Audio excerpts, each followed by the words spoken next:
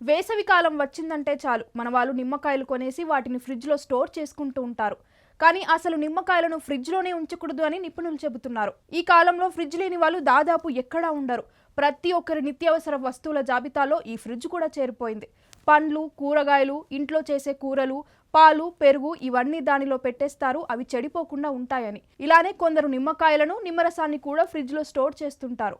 ఇలా నిమ్మరసం కానీ నిమ్మకాయలు కానీ ఫ్రిడ్జ్లో ఉంచితే ఏమవుతుందో మీరు ఇప్పుడు తెలుసుకోవాలి. నిమ్మకాయలు తాజాదనం కోల్పోకుండా ఉండటానికి మనం నిమ్మకాయలను ఫ్రిడ్జ్లో పెడతాం, కానీ అలా అస్సలు చేయకూడదని నిపుణులు చెబుతున్నారు.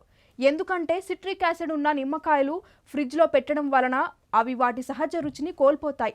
అంతేకాకుండా వాటిలో ఉన్న రసం కూడా తగ్గిపోతుంది. నిమ్మకాయలు మాత్రమే కాదు, సిట్రిక్ యాసిడ్లున్న ఏ పండ్లైనా ఫ్రిడ్జ్లో పెట్టడం వలన అవి వాటి సహజ రుచిని కోల్పోతాయి. లేదు మేము మీరు చెప్పిన వినము, నిమ్మకాయలను ఫ్రిడ్జ్లోనే పెడతాము అంటే వాటికి ఏదైనా ప్లాస్టిక్ కవర్లు లేదా పేపర్ సంచులలో వేసి ఫ్రిడ్జ్లో స్టోర్ చేసుకోండి.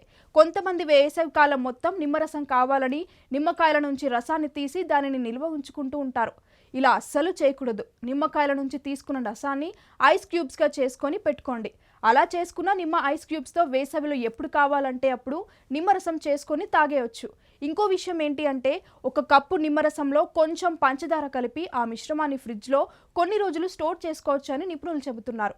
ఇక అదే విధంగా ఫ్రిడ్జ్ లేని వారు కూడా నిమ్మకాయలను తాజాగా ఉంచడానికి ఒక మార్గం ఉంది. మనం తీసుకున్న నిమ్మకాయలకు కాసంత ఫస్టర్డ్ ఆయిల్ రాసి కుండలో ఉంచితే ఎక్కువ రోజులు నిల్వ ఉంటాయని కూడా చెబుతున్నారు. ఈ నిమ్మకాయలలో సి విటమిన్ పుష్కలంగా ఉంటుంది. ఈ సి విటమిన్ ఆరోగ్యానికి చాలా మంచిది. అదేవిధంగా రోగనిరోధక శక్తికి కూడా బాగా ఉపయోగపడుతుంది. అలాగే ఈ నిమ్మరసం తాగడం వలన బరువు కూడా తగ్గొచ్చు. అందుకే ఈ వేసవిలో మీకు కుదిరినప్పుడల్లా కాసంత నిమ్మరసం తీసుకోండి. మీ ఆరోగ్యాన్ని కాపాడుకోండి.